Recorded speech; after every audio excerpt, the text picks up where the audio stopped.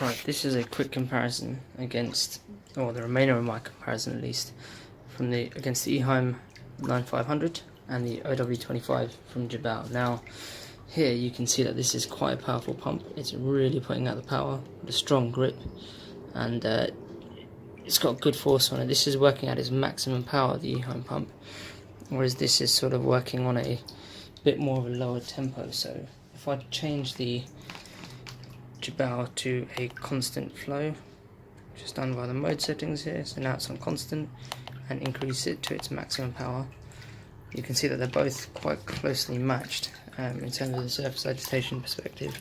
This is really throwing out water, and this is also almost equally as powerful, but it feels a lot more direct on the Jebao. Again, not too strong. I'm able to keep my hand in front of both of them quite comfortably, but because of the surface area on this, it does feel a lot more powerful. And again, you can see the level of surface agitation in these two. This is only in a 60 litre box, so it does make it much tougher. Now, if I just quickly turn the OW-25 to eat mode,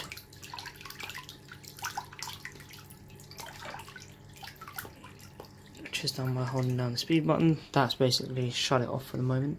And this is the Eheim 9500 still running, and it's creating a whirlpool in the middle of the tub. Now, if I basically use the function that basically allows you to create some sort of temporary, almost manual, mechanical reduction in the actual flow by turning this, it's a bit more challenging underwater than it looks. There you go, I've shut it off, and that's kind of reduced the amount of flow that's there now, and it's basically weakened it quite significantly. So this basically is a mechanism to drop it from its rated 9,500 litres per hour at a maximum to effectively what is now 6,500 litres, and that's kind of, it feels a lot weaker, but you can feel that it's not as focused or as channeled. Even here, I can barely really sort of feel, this distance away, any type of current. There obviously is one, but it's not going to be too sort of difficult for even a medium-sized fish, something about maybe 3 inches to swim into. Now, it's got a intermediate setting here, so if I just channel it a tad bit, that's fully open again. Now you can feel its full power, and there's no way a 3-inch fish could go this. It does definitely significantly decrease the power, however it doesn't have the same type of flexibility in terms of power adaptation as the Jebao does, which again is a good feature to have on it. I'll just see if I can change that to go harder, and then reduce the speed down to sort of the midway point, and then measure that against this. This Eheim is it's alright, but this is still a lot more powerful even in its mid setting, halfway there. Now if I reduce it further down to 3,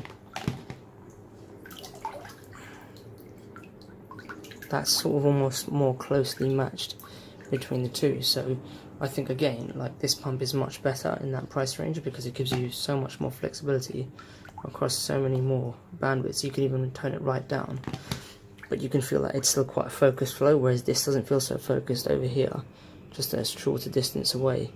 And that's kind of, I think, the easiest way to wrap it up. This is only a 60 litre box, by the way, so that will hopefully give you some indication, and the reason for why I prefer to use this in a wider range of tanks, and this only limits it to a much larger tank. So I think it's almost useless in this setting where you've got the different sort of rotors on it applied. If you can see from there, it's closed, and then if I change that and it opens, it immediately increases in the flow and power that it puts out. But I think this is the best setting to run the Eheim in, and it's better to leave that one there to give you the flexibility across different bandwidths of power.